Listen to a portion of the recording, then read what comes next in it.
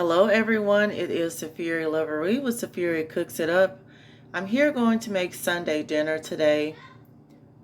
So the instructions say to preheat the oven up to 450. I'm not going to do 450 because I don't want my green beans to burn. So I'm going to put the oven on about 435. And even though the vegetables come in a bag like this, I am still going to take them out and wash them thoroughly and cut them up. I'm going to cut the potatoes up a little bit. And this should take about 35 minutes, they say.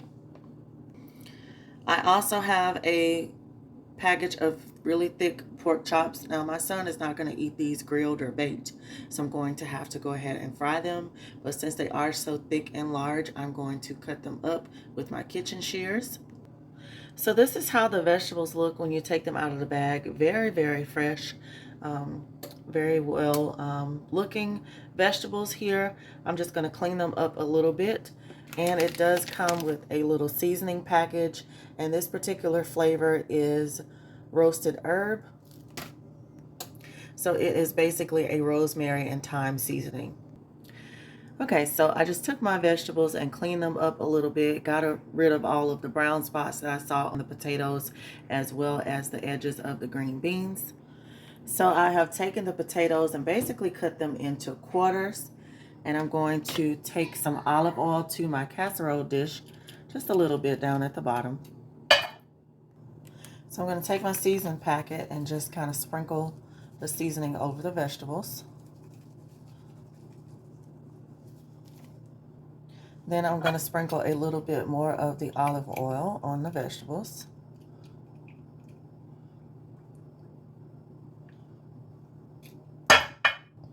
And then next I'm going to just toss them around with a spatula to try to get all of the vegetables coated with the seasoning and the oil. And I'm going to go ahead and use the entire seasoning pack.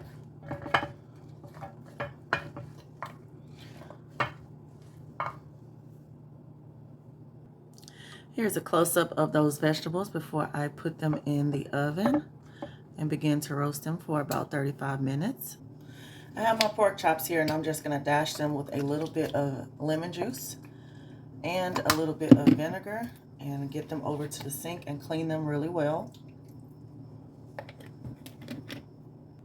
Okay, so basically I just washed the pork chops until I no longer saw a film on them or the little floaty white bits were coming off. I basically just massaged the meat under the cold water until it was completely clean. And so next I'm just going to take a pair of my kitchen shears and I'm going to cut the pork chop off of this bone here. So I'm going to cut all of that meat off of there, and it's pretty much just going to be like little pork chop nuggets almost. So there's a little chunk of the chop that I'm going to fry up.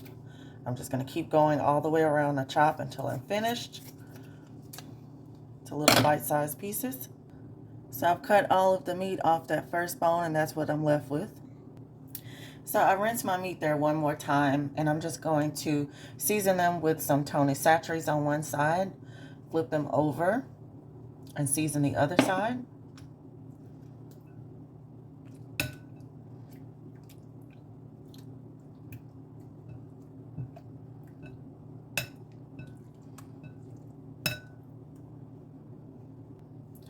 I have some Crisco blended oil. So this is a mixture of canola, sunflower, and soybean oil. So I'm just going to take about half the bottle and put it into my frying pan.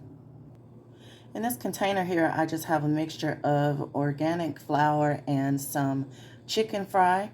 So just have them already pre-mixed together. So that is what I'm going to use to batter the pork chops. Here's what the vegetables are looking like after 20 minutes, and I did add a little bit of water to the pan after I pulled it out because I noticed that it was looking a little bit crunchy around the edges, so I just wanted to put some water in there to help it along here, not dry it out. So the oil is heating up, and I just got about half of the pieces of chops in a Ziploc bag in the flour and chicken batter mixture. And I'm just kind of moving it around in the bag until it's well coated. I keep my toothpicks handy for such a time as this. I like to take my toothpick and put it down in the oil to see if it's ready. So if you see bubbles coming up from your toothpicks, your oil is ready to be used.